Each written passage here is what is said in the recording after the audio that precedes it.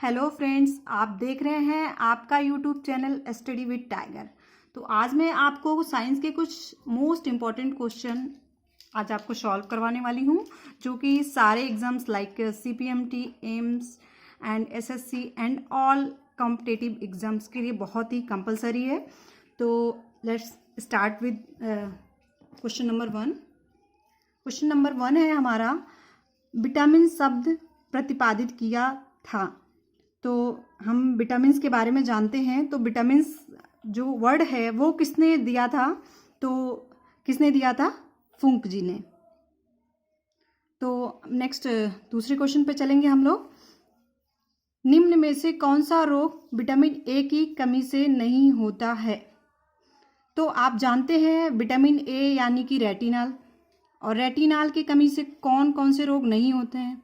तो आपको पता है नेक्टिलोपिया ए भी होता है, रतौंधी ए भी होता है विटामिन ए की कमी से, जीरोप्थैल्मिया ए भी होता है, और रिकेट्स नहीं होता है। तो यही हमारा राइट आंसर होगा, बिकॉज रिकेट्स होता है वो विटामिन डी की कमी से होता है। तो हमारा डी ऑप्शन राइट होगा। ओके, तो नाउ नेक्स्ट क्वेश्चन पढ़ते हैं। नेक्स्ट क्वेश्चन है, रुधिर की सामान्य शर्करा है। तो क्या क्या ऑप्शन दिया हुआ है? Glucose, fructose, lactose, maltose.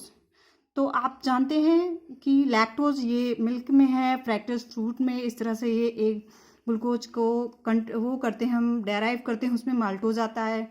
तो राइट आंसर हमारा क्या होगा? ग्लूकोज। ओके, तो चलिए हम नेक्स्ट क्वेश्चन की तरफ बढ़ते हैं। नेक्स्ट क्वेश्चन है, रुधिर स्कंदन हेतु आवश्यक विटामिन है। अब स्कंदन मतलब क्या होता है? जो कोगुलेशन होता है उसको स्कंदन बोलते हैं। तो कोगुलेशन में विटामिन ए का रोल नहीं होता है, आपको पता है। विटामिन बी का भी रोल नहीं होता है, विटामिन ई का भी नहीं होता है, क्योंकि आपको पता है, अभी मैंने आपको बताया, विटामिन ए जो होता है इससे रतौंधी और जीरोप्थैल्मिया वगैरह आइज के मतलब डिजीज होने के चांसेस बहुत ज़्यादा होते हैं। अब विटामिन बी से लाइक वेरी थायमिन बोलते हैं विटामिन बी को। विटामिन ई से जैसे बांझपन, मतलब ये सारी चीज़ें हो जाती हैं। तो विटामिन के जो है ये हमारा विटामिन ऐसा है जो रुधिर के स्कंदन को क्या करता है? ये रुधिर के स्कंदन के लिए आवश्यक विटामिन है। ठीक है, तो राइट आंसर हमारा क्या होगा? विटामिन के। ओके, तो नेक्स्ट क्वेश्चन की तरफ बढ़ते हैं। नेक्स्ट क्वेश्चन है, दूध का स्कंदन कोगुलेशन ऑफ मिल्क होता है। तो दूध का स्कंदन किसकी वजह से होता है? रेनिन। ओके, तो नेक्स्ट क्वेश्चन की तरफ बढ़ते हैं। मानव का यकृत होता है, तो ये कितने पॉली में होता है, लाइक लोब्स कितने होते हैं, ये पूछ रहा है। तो ये मेजर जो लोब्स होते हैं वो हमारे होते हैं 2। ओके, जो हमारे खरगोश होते हैं ना, छोटे छोटे रैबिट, उनमें जो होते हैं उनमें 5 पाए जाते हैं लोब्स। ओके, तो नेक्स्ट क्वेश्चन की तरफ बढ़ते हैं। और हाँ, यकृत जो होता है वो हमारे बॉडी का, तो जो यकृत है वो हमारे ह्यूमन बॉडी की सबसे बड़ी ग्लैंड मानी जाती है। तो अभी नेक्स्ट क्वेश्चन हम पढ़ेंगे। मनुष्य का दंत विन्यास है। तो जो हमारा दंत विन्यास होता है वो कैसे कैसे फैक्टर में बने होते हैं, वो उसके बारे में हम पढ़ेंगे।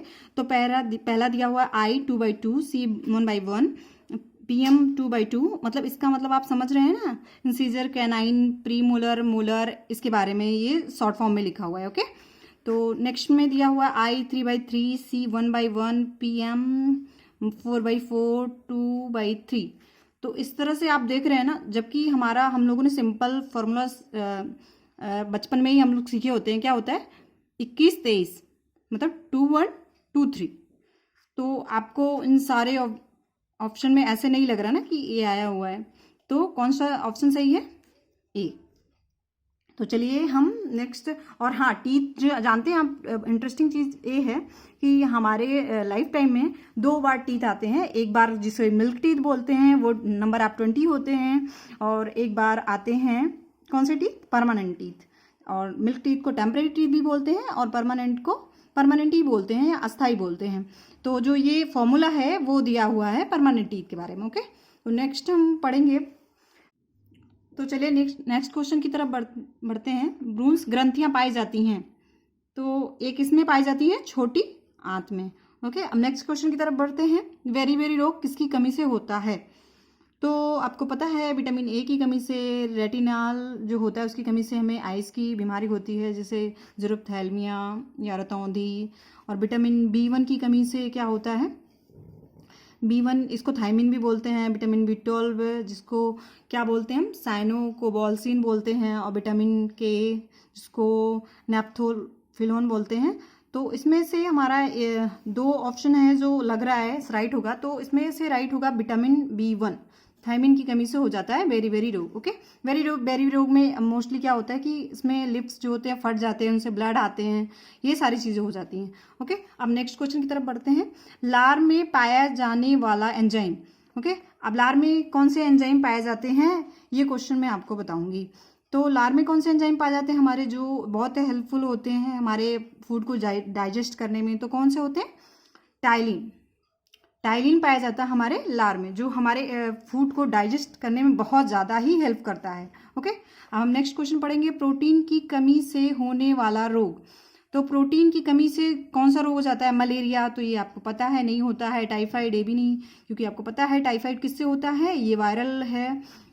हेपेटाइटिस भी वायरल है, मलेरिया भी ये वायरल है। जो क्वैशकोर है ये होता है प्रोटीन की कमी से। इसमें क्या होता है, इसमें बच्चों के पेट में जो है इतनी स्वेलिंग हो जाती है कि उनके लीवर जो है उससे डैमेज होने लगते हैं बहुत ज़्यादा।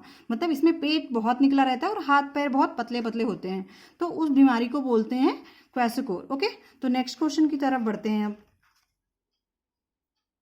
ओके, अब नेक्स्ट क्वेश्चन की तरफ बढ़ते हैं। तो नेक्स्ट क्वेश्चन है, गिल्सन का संपुट यानी गिल्सन कैप्सूल पाया जाता है। तो हृदय में, वृक्क में आपको पता है कि वुमेन्स कैप्सूल पाया जाता है, यकृत में, प्लीहा में। तो यकृत में गिल्सन कैप्सूल किस में पाया जाता है? यकृत में। ओके, अब नेक्स्ट क्वेश्चन की तरफ बढ़ते हैं। सबसे बड़ी लार ग्रंथियां हैं, तो सबसे बड़ी लार ग्रंथियां कौन सी होती हैं? पैरोटिड ग्रंथियां। ठीक है, ये सारी ग्रंथियां भी पाई जाती हैं लार ग्रंथियों में, तो लेकिन सबसे बड़ी ग्रंथि जो होती है वो पैरोटिड ग्रंथियां होती हैं। ओके, लिवर कुन की दरारें पाई जाती हैं, मीन्स उसको क्या बोलते हैं? क्रिप्टस ऑफ लेबरखॉन। तो ये किस में पाई जाती है? इलियम और ड्यूडेनम में। ये किस में पाई जाती है? इलियम और ड्यूडेनम में। तो चलिए नेक्स्ट क्वेश्चन की तरफ बढ़ते हैं। आहार नाल में गति पेशी संकुचन कहलाती है। ये बोल रहा है कि जो आहार नाल में जो गति होती है, मतलब जैसे खाने में वो खाने का जो डाइजेशन होता है उसमें कॉन्ट्रैक्शन जो होता है वो कौन सा बोला जाता है? तो उसको बोलते हैं पेरिसिस्टैलिसिस। मतलब ये वाली संकुचन इसमें होती है, ये गति होती है। ओके, तो आपको मैंने 15 अभी मोस्ट इम्पॉर्टेंट MCQs पढ़ाया है जो आपको सारे कॉम्पिटिटिव एग्जाम्स में हेल्प करेंगे। तो friends, thank you for watching my video. अगर आपको अच्छा लगा हो तो मैं आपको और भी इसमें डिटेल में एक एक topic like vitamin, blood and सारे टॉपिक्स आपको डिटेल में पढ़ाऊँगी। तो आप ज़्यादा से ज़्यादा इसको शेयर करिए, लाइक करिए। Thank you for watching my video. Thank you.